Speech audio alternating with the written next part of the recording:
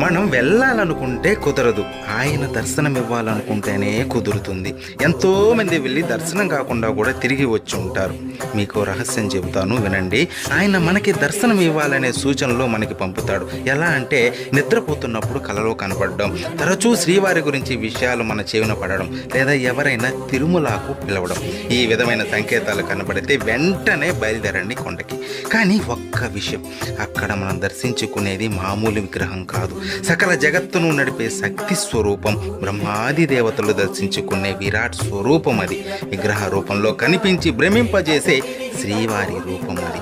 చక్రవర్తులు, సామంతులు ఆయన దర్శనం కోసం బంగారు వాకిలి ముందు పడిగాపులు కాశారు.